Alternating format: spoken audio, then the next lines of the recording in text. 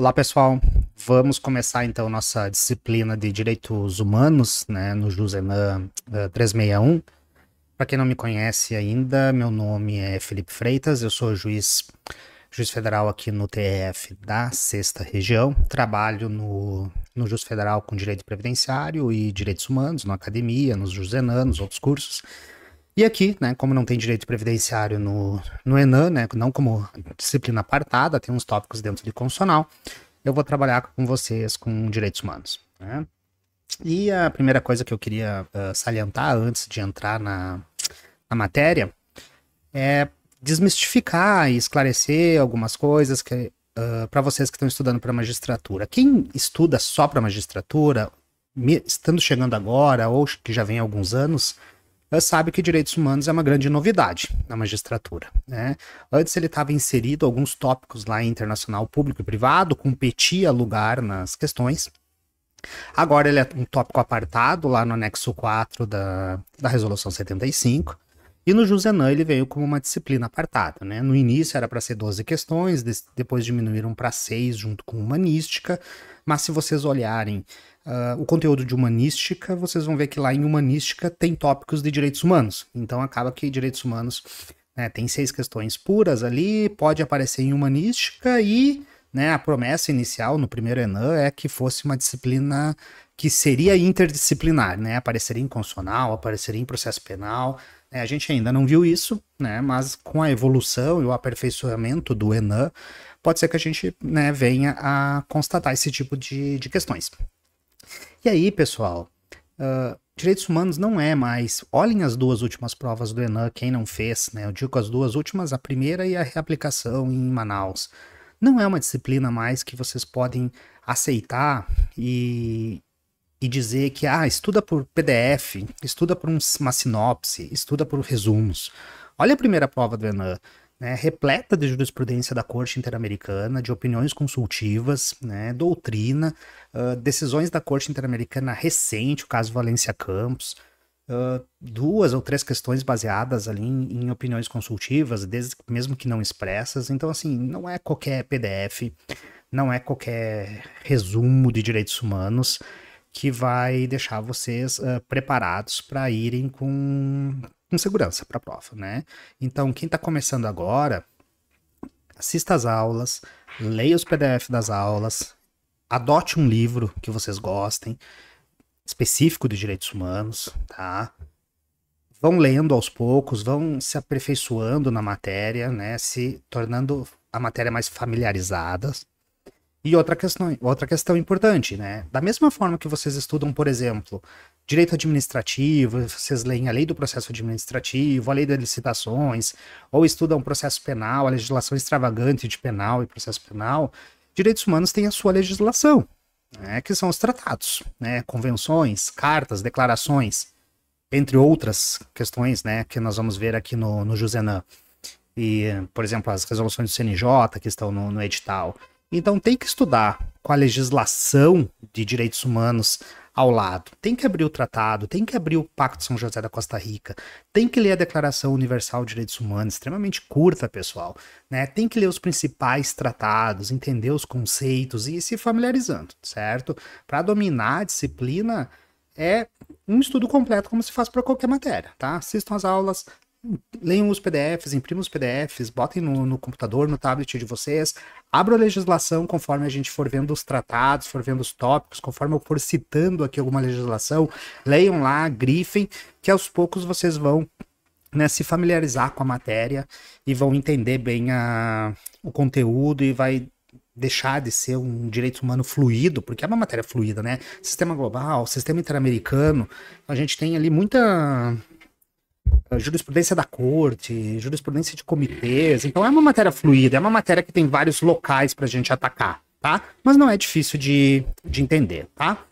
Dando início na matéria, então, vou deixar aqui meu Instagram. Se vocês tiverem dúvidas, pessoal, não fiquem com vergonha, não se acanhem, vão lá no meu Instagram, sigam e me mandem perguntas, tá? Não precisa mandar pelo Jus Federal, pelo e-mail, pela FEFE, né? Mandem direto para mim, a gente conversa. Se eu não puder responder na hora, eu anoto e respondo nas nossas aulas ao vivo, tá? Não tem problema, não fiquem com dúvida, certo?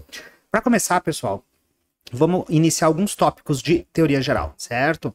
Primeiro, né, quem não sabe, por que essa influência de direitos humanos, por que o direitos humanos agora chegou na magistratura, tá no ENAM, tá no anexo 4 da Resolução 75? É um movimento, né, que nasce com muita nasce e toma muita força a partir de 2002 com a recomendação do CNJ 123, certo? E depois a gente tem outras, né, resoluções, recomendações do CNJ também, que algumas a gente vai ver outra lá no controle de convencionalidade, por exemplo. Aonde o CNJ, né, a partir da resolução 123 e daí depois daquilo que a gente entende como Pacto Nacional do Poder Judiciário pelos direitos humanos, coloquem isso no Google que vocês vão dar lá no site do CNJ sobre o Pacto Nacional, tem um folder lá para ler. O Pacto Nacional e a recomendação 123 vem e diz o quê? Que os juízes, né, em âmbito interno, devem observar os tratados e as convenções internacionais, e é por isso que a gente tem que conhecer os tratados, devem utilizar a jurisprudência da corte, pessoal, por isso que a jurisprudência está aparecendo na prova de vocês e vai ser cobrada. E não é só a jurisprudência do Brasil. Quando a recomendação fala jurisprudência da corte, ela está falando da jurisprudência do Brasil e a jurisprudência dos outros casos. Por quê? Porque os outros casos significam o que a corte entende sobre determinado dispositivo do Pacto São José da Costa Rica. Então a gente tem que conhecer, por exemplo, o que foi decidido no Valencia Campos, que caiu no primeiro ENAM, né, sobre questões de invasão domiciliar, porque pode ser que você, juiz brasileiro, invocando, né, o Pacto São José da Costa Rica, tenha que saber a interpretação que a corte dá para aquele dispositivo, né, para o Pacto São José da Costa Rica. E determina também que os juízes brasileiros devem realizar, né, o controle de convencionalidade. Controle de convencionalidade é uma matéria, né, central em direitos humanos. Não existe aplicar tratados internos no Brasil sem fazer controle de convencionalidade. Então aqui está a origem, né, uma parte da origem de todo esse movimento aí, desse nosso estudo, aprofundamento e aproximação, né, da magistratura com a disciplina do direito internacional dos direitos humanos, tá?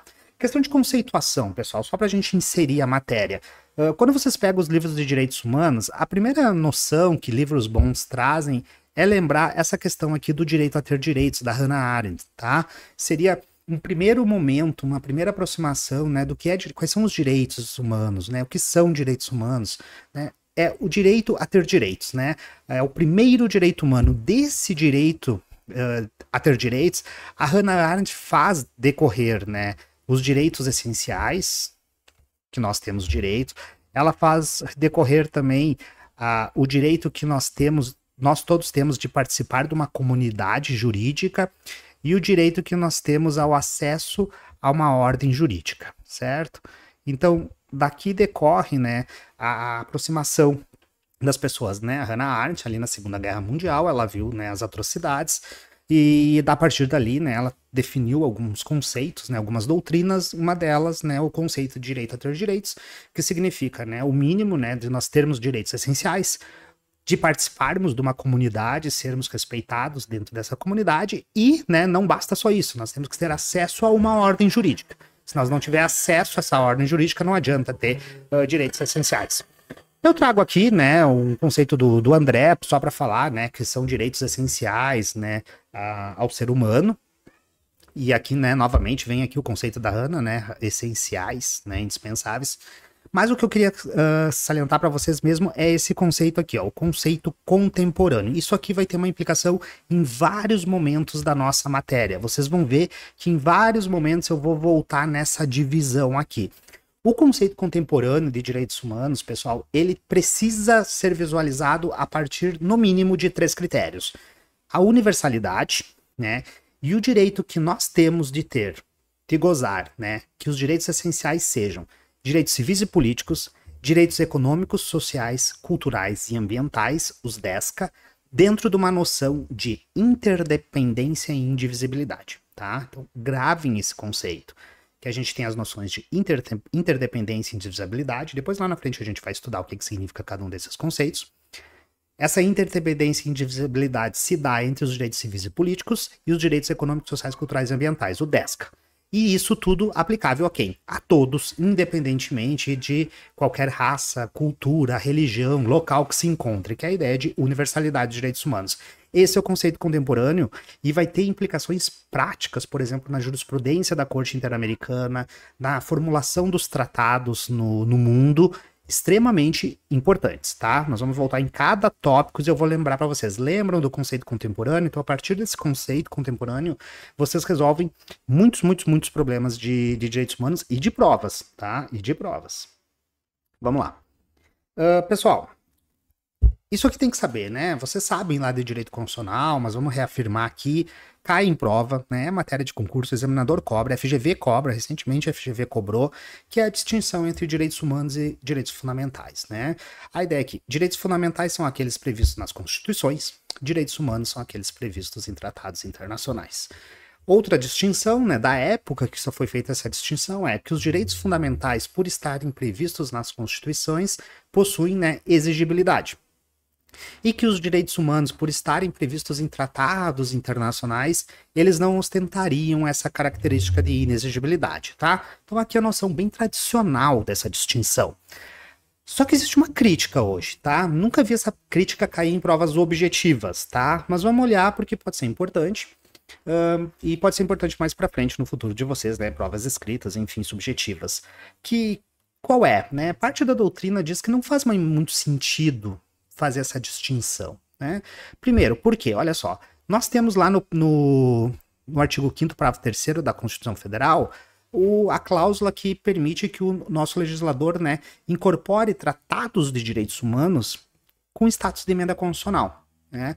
Eles continuam sendo direitos humanos, mas eles são incorporados, eles se aproximam muito ao nosso regime de direito constitucional, de emenda constitucional, e aí vão servir de parâmetro para controle de constitucionalidade, por exemplo. Então existe uma aproximação dos direitos humanos aos direitos fundamentais.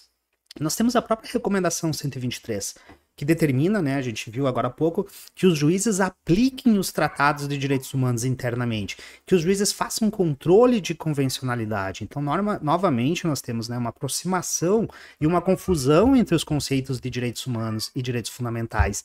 E uma das questões mais importantes, né, essa questão aqui da inexigibilidade. Pessoal, lembrem da Corte e das condenações do Brasil.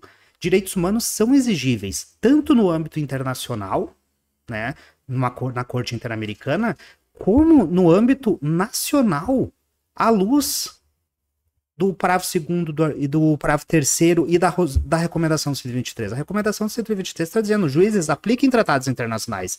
Eles não existe mais essa noção de inexigibilidade. Eles são exigíveis sim, tá? Mas, quando a FGV cobra isso aqui, a FGV cobra normalmente a questão do local de previsão. Direitos fundamentais são os previstos na Carta Constitucional, direitos humanos em tratados internacionais, e tenta confundir esses conceitos aqui para vocês, certo? Pessoal, quando que nasce? Qual é o conceito de surgimento? Como que a doutrina trata a ideia do conceito de internacionalização dos direitos humanos? Ou seja, quando que os direitos humanos começam a surgir no âmbito internacional, se falar? Claro, a gente pode fazer uma evolução lá atrás, né, na Magna Carta, né, lá fragmentos, né, na Grécia. Pegar a doutrina, ela vai longe, né? Mas assim, de uma forma mais dogmática, de uma forma mais recente, a doutrina aponta que a internacionalização de direitos humanos, né, a codificação dos direitos humanos, a normatização dos direitos humanos em tratados, o surgimento de órgãos de proteção, de mecanismos de proteção, eles se dão num primeiro momento ali, surgem quando? Antes, né, logo antes da Segunda Guerra Mundial e após a Primeira Guerra Mundial.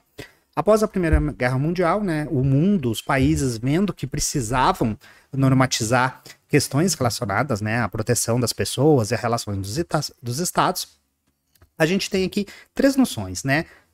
Três precedentes históricos. O direito internacional humanitário e as suas convenções, que a gente chama, né, direito de Genebra, a Convenção de Genebra, né, que começa a nascer lá em 1864 e depois, né, adentra, né, anos após, que são as convenções para regular questões relacionadas à guerra, por exemplo. Tipos de armamento que podem ser utilizados, tipos de armamentos que não podem ser utilizados, proteção dos civis que estão envolvidos em território de guerra, proteção, né, dos próprios militares que estão envolvidos em guerras, as pessoas que estão feridas em guerras, que estão fora de combate. Existem regras para que haja essa proteção dessas pessoas. Depois nós tivemos também, em 1919, né, a Liga das Nações, que foi, né, um primeiro momento de se criar uma organização internacional para tentar garantir a paz do mundo, né, e a Liga das Nações ela já começa a ter uma preocupação com a proteção de minorias, mas ela falha, né, a Liga das Nações ela falha, e depois nós vamos ter a ONU num segundo momento, né, na Segunda Guerra Mundial. Mas a Liga das Nações ela, né, ela é formada lá em 1919, mas ela não tem, né, efeitos, ela não consegue garantir a paz, né, e a proteção das minorias, tanto que a gente tem, né, a Segunda Guerra Mundial. E a OIT, tá? Em 1919 nós temos então o surgimento, né, da Organização Internacional do Trabalho.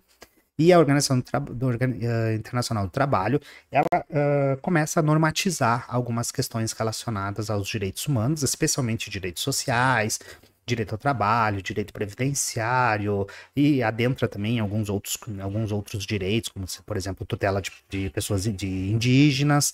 Então nós temos também a OIT, né, como um marco do início da internacionalização dos direitos humanos, certo?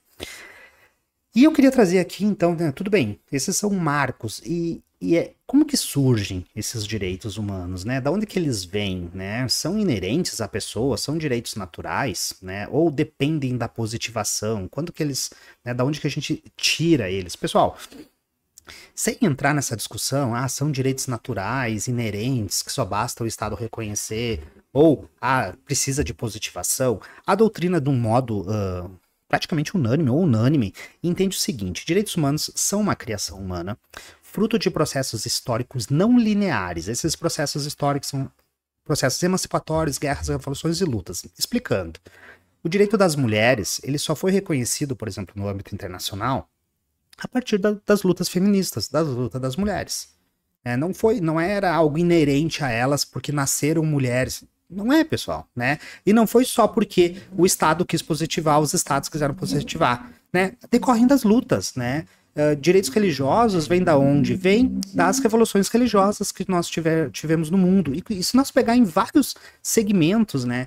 Direitos da proteção dos povos tradicionais, dos povos indígenas, vem da onde? De movimentos, revoluções, lutas desses povos, proteção das pessoas LGBTQI+, também vem de lutas, né? Vem de revoluções que tentam fazer, processos de emancipação, lutas por reconhecimento, né? Que esse segmento, né? Que essa minoria busca, né? Então, na verdade, é esse movimento que faz com que os direitos humanos surjam. E eles são não lineares, pessoal. Da mesma maneira que hoje a gente atinge um patamar de proteção adequado, por exemplo, de proteção das crianças, amanhã pode ser que a gente retroaja um pouco e perca um pouco dessa proteção. E dali a pouco a gente luta novamente, acontecem novas lutas, novas reivindicações e se conquista novamente esses direitos e outros direitos. Então, não é sempre um para frente. Não é, né? A doutrina é muito clara que não é sempre um para frente, né? Esses movimentos não lineares, eles são, né? Eles caminham para frente, às vezes eles retroagem. Isso depende muito da conotação política do mundo, de quem está no poder, né?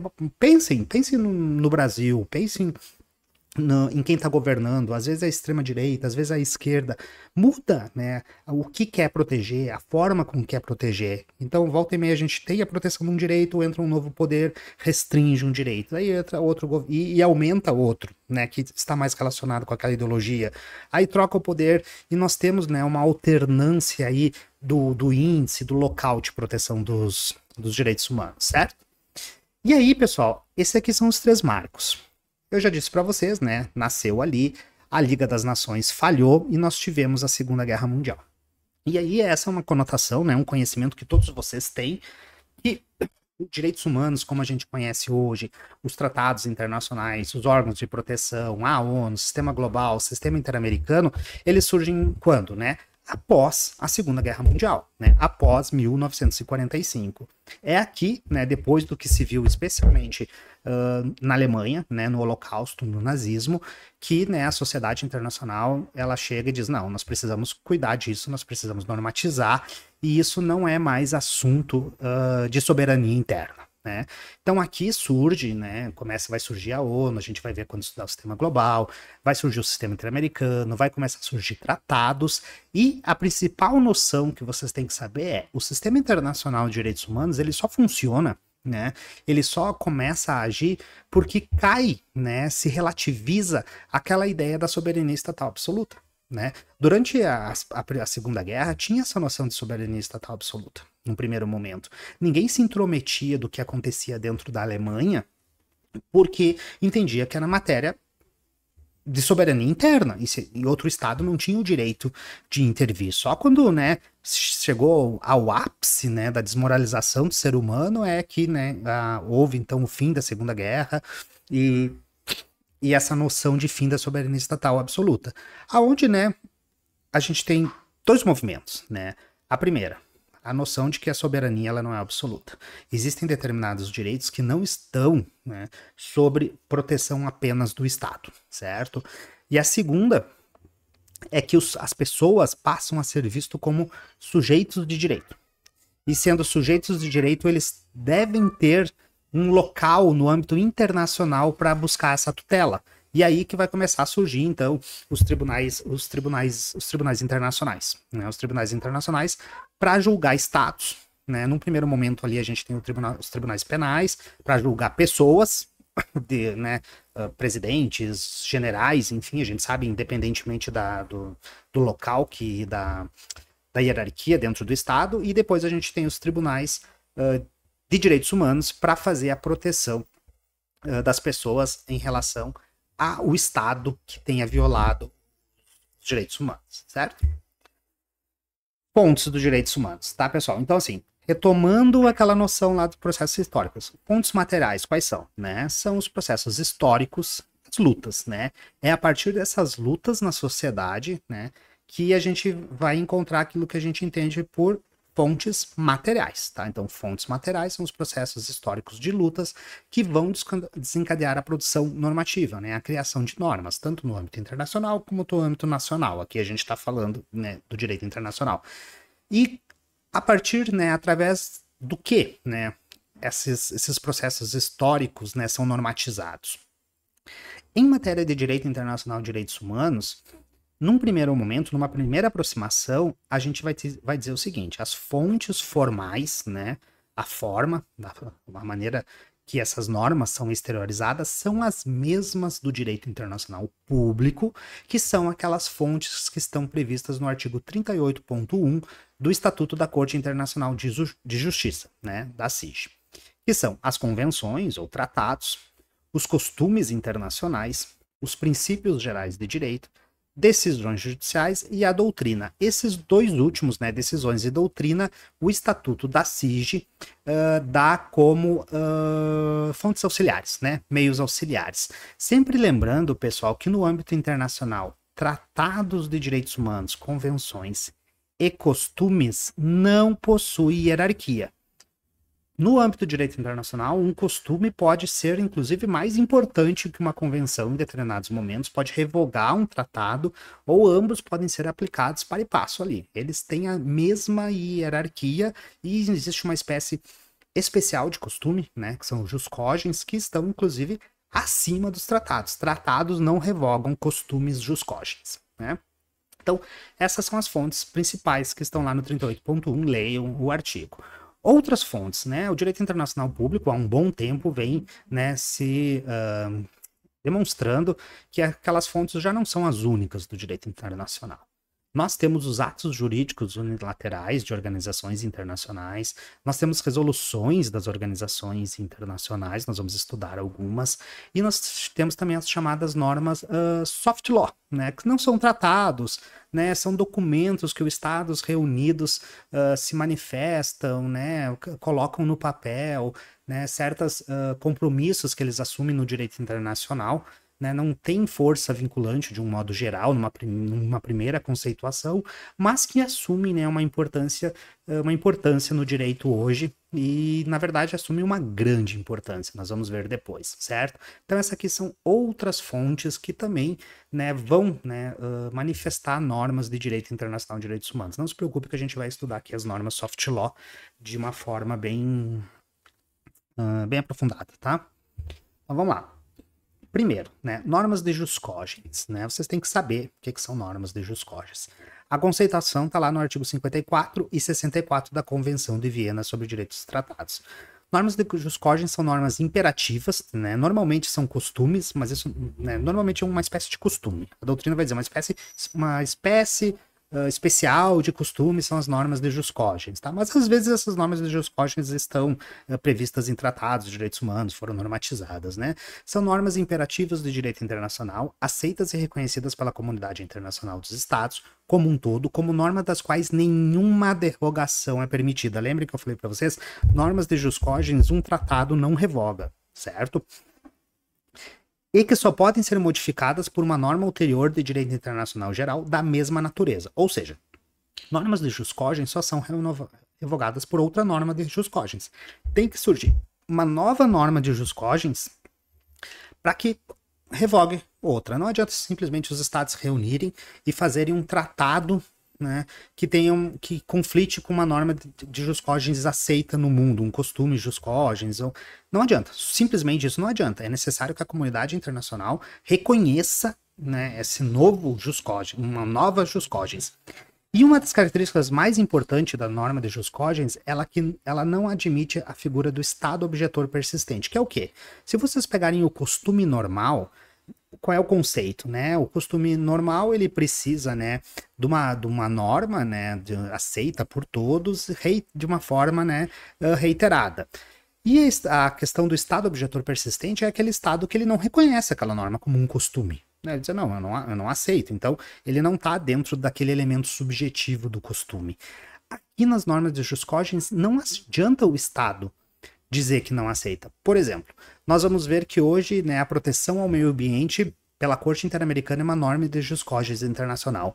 Não adianta o Estado vir e dizer, né, ficar sendo objetando de forma persistente de jeito. Eu não reconheço a norma de proteção ao meio ambiente no âmbito internacional como uma norma de jus cogens. Não importa.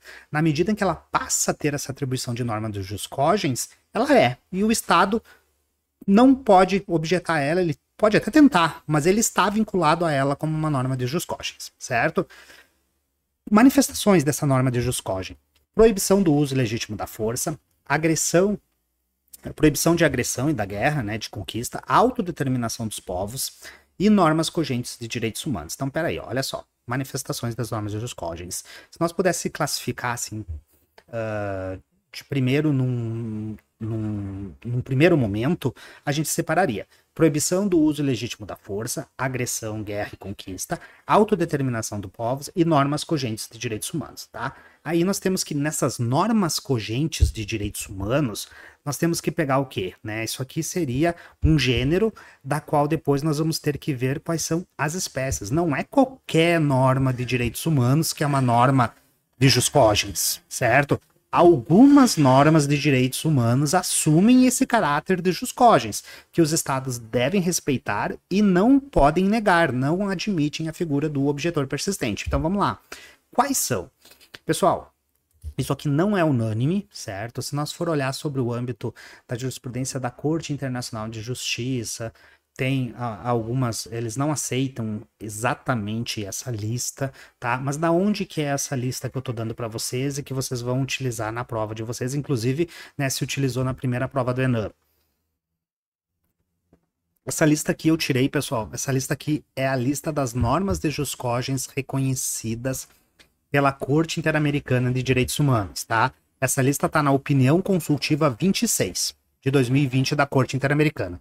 Ali no 63, vocês podem ler depois, tem o conceito de jus cogens, né, que a gente já trabalhou aqui, e ali, né, nos setinhas azuis, eu coloquei aquilo que a Corte Interamericana entende como normas, né, de jus cogens, normas que não podem ser revogadas, que é o direito à igualdade e proibição de discriminação, a proibição absoluta de todas as formas de tortura, tanto física como psicológica, a proibição de tratamento, né, de penas cruéis, desumanos e degradantes, a proibição de desaparecimento forçado de pessoas. Peguem a primeira prova do ENAM, que caiu, né, uma questão sobre a questão do desaparecimento forçado. Uma das alternativas lá da questão é, né, a proibição de desaparecimento forçado é uma norma de jus cogens. Né? Tá aqui a origem. A proibição de escravidão e práticas análogas, o princípio da não devolução, né, não refoulement, né, e o rechaço, a devolução, né, direta ou indireta de imigrantes, a proibição de cometer e tolerar graves violações de direitos humanos dentro de um padrão massivo e sistemático, entre elas execuções extrajudiciais, desaparecimentos forçados e torturas, né? Só que, né, tanto esse item aqui, pessoal, né, quanto esse item aqui, né, está ligado às condenações da Corte Interamericana de Direitos Humanos nas ditaduras militares, né, nos delitos, nos crimes que ocorreram na ditadura militar, tanto no Brasil como, né, em outros países da América Latina. E a proibição de cometer crimes de lesa humanidade e a obrigação associada de penalizar, investigar e sancionar esses crimes. Então, crimes de lesa humanidade são normas de jus cogens. E aqui, pessoal, a grande novidade. Tá, eu acredito muito que isso aqui vai aparecer em alguma prova nos próximos meses, aí, nos próximos anos. 2023, final de 2023, essa sentença foi notificada agora em 2024. A Corte Interamericana julgou o caso Comunidade de La Oroya versus Peru, que é um caso de contaminação, de poluição ambiental no Peru, certo? E nesse caso, Comunidade de La Oroya versus Peru, eu gravei, pessoal, naquela semana do Jus Federal, daquela campanha pro desastre no Rio Grande do Sul, procurem no YouTube, eu gravei uma aula sobre direito ambiental na Corte Interamericana, tá lá no YouTube do Jus, justamente sobre esse caso Comunidade de La Oroya versus Peru. Vão lá no YouTube e assistam, que eu explico exatamente esse caso, e eu acredito que esse caso vai aparecer logo em alguma prova, tá? Nesta sentença recentíssima, a Corte Interamericana entendeu que a proteção ao meio ambiente passou, né, a ser considerada uma norma de jus cogens. A Corte Interamericana ela faz toda uma evolução da proteção no sistema global, nos sistemas regionais, interamericano, europeu, africano, analisa os tratados, analisa toda a legislação e ela diz, hoje, proteção ao meio ambiente é norma de jus cogens e nenhum país pode se negar a fazer esse tipo de proteção ou dizer que porque não ratificou determinado tratado de proteção ao meio ambiente não possui responsabilidades ambientais, né? A figura do objetor persistente, né? Todos os estados hoje, né, têm a obrigação de proteger o meio ambiente. E as normas soft law, pessoal, né? Então, eu falei para vocês, né? A ideia majoritária é que essas normas soft law, elas são documentos que não vinculam os estados, porque não são tratados. Os estados não ratificam, não incorporam, né? São documentos que os estados, em reuniões internacionais, né, baixam, assinam, e para, né, se comprometer a fazer uma proteção melhor, no futuro, assinar um tratado, fazer um tratado, tá? Então, o conceito bem tradicional de soft law é que ele não gera consequências e responsabilidade internacional, né? Exemplos de soft law. Declaração Universal dos Direitos Humanos, Direitos Humanos, Declaração Americana de Direitos e Deveres do Homem, Regras de Mandela, Regras de Bangkok, Declaração da ONU sobre Direitos dos Povos Indígenas, Carta Democrática Interamericana, Princípios de Yogyakarta, que faz a proteção de gênero, dentre outros. Todos esses documentos que eu coloco aqui para vocês, pessoal, às vezes vocês poderiam, né, pensar, regras de Mandela, regras de Bangkok, declaração da ONU, declaração universal, não são tratados? Não são tratados. Nenhum desses é tratado, nenhum desses tem ratificação, nenhum desses são incorporados no direito interno. Procurem o decreto de incorporação da Declaração Universal, procurem o decreto de incorporação da Declaração Americana, das regras de Mandela, das regras de Bangkok, certo? Só que o seguinte, pessoal, são normas tão importantes que por mais que o conceito tradicional diga que não vinculem, eles possuem uma importância sim nos direitos humanos, na interpretação, na comatação de lacunas. Então, hoje as normas soft law assumem uma caracterização bastante diferente, tá? Que a gente já vai ver no próximo slide. Mas por que tu grifou aqui, Felipe, a Declaração Universal e a Declaração Americana de Direitos e Deveres? Nós vamos ver lá quando a gente estudar esses dois documentos, mas eu já vou deixar marcado aqui para vocês, que em que pese serem dois documentos que nasceram como declarações, não são tratados, eles passaram por um aperfeiçoamento, por uma mudança de status. Então, desde já gravem. São, né, resoluções, não são tratados, mas hoje se entende que a Declaração Universal e a Declaração Americana mudaram seu status. Seja por serem normas costumeiras ou por outras razões que nós vamos estudar, mas hoje elas é aceito que elas possuem sim vinculatividade. Os estados se vinculam sim à Declaração Universal. Bom, vocês já viram, né? Só pela nomenclatura, pelos exemplos aqui, né, pessoal? Que são normas extremamente importantes. Várias delas aqui estão na prova da magistratura para estudar. Se vocês pegarem o edital da prova da magistratura, né, da seletiva, vocês pegam editais de vários tribunais. TRF4 tinha todas essas regras de Bangkok, Mandela, Yogyakarta, tinha que estudar. Elas assumem uma importância, né? Os tribunais nacionais citam, os tribunais internacionais de direitos humanos citam e utilizam essas normas. Então, na verdade, em que pese o conceito clássico seja não otorgar valor nenhum, ponto 1, hoje a gente já tem algumas noções diferentes a nível doutrinário. Isso aqui já é um aprofundamento dessa questão. Nós temos a corrente que diz que não tem valor nenhum, que é a primeira corrente. Nós temos hoje uma corrente segunda que diz assim, ó, tem valor jurídico sim, menor que de convenções e tratados, mas tem um valor jurídico. E tem uma terceira corrente que diz o seguinte, possui força normativa. Aonde não tem tratados regulando determinada matéria, é comum ver tribunais utilizarem normas soft law com força vinculativa, quer por serem costumeiros, quer para suprir uma lacuna, né? Então, assim, a gente tem uma mudança de status da soft law hoje no mundo, tá? Várias normas de soft law, se vocês pegarem decisões do STF, do STJ, da Corte Interamericana, vocês vão encontrar, né, essas citações dessas normas de soft law. Por exemplo, quando se discute questões relacionadas a gênero e população LGBTQI+, os princípios de Yogyakarta, pessoal, seguidamente são citados. Quando se fala de proteção dos povos indígenas, a Declaração da ONU sobre os Direitos dos Povos Indígenas sempre vem nas decisões, inclusive está no edital do ENAM para estudar a declaração, né? Então, dizer que não tem importância nenhuma não é correto, né? E aqui eu trago uma citação, né, do professor Valério Mazzoli, que ele diz, ó, seja como for, não se pode destacar a importância das normas, né, dessas normas da soft law, porque elas cristalizam valores caros à ordem internacional e ao desenvolvimento do direito das gentes.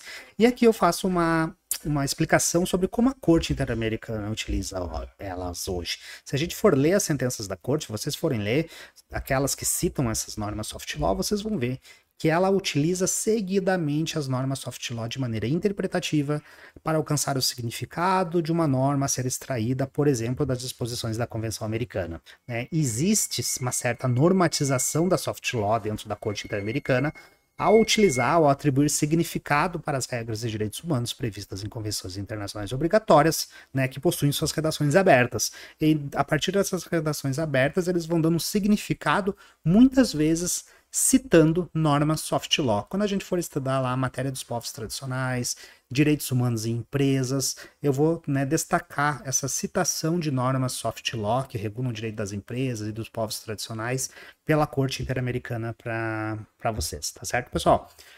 Classificação dos direitos humanos e o resto do conteúdo a gente vê no próximo bloco.